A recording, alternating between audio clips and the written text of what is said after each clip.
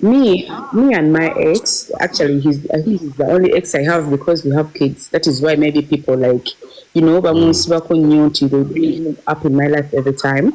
But I always try to empathize with him because we have children. Like I just follow it it's too much and it's really like making me get stuck in my past. That is why we no longer talk, we no longer see me on social media with him or anything related because now I'm like, okay, I'm detached to you, you can go. Abana will survive without you because I don't want people to keep bringing you to my life every time. Like I'm done with you. Enough is enough.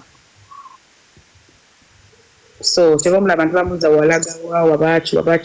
no, enough is enough. I'm not gonna be in the news anymore because of someone, but I'm gonna be myself. I'm always here, and then I'm at gym, I'm always post. Like I'm everywhere. Maybe I'm not in people's faces because I no longer do what they want me to do.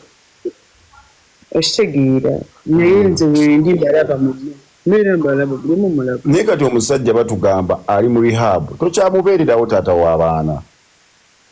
Anti kyovulaba nkugambye, I had to detach. Like his life is no longer my problem. It's no longer my concern.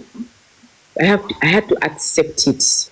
We had to go because every time when I'm Obulamu Wange, people always talk to I'm attached to him. I cannot move on. Like I moved on like 5 years ago. Because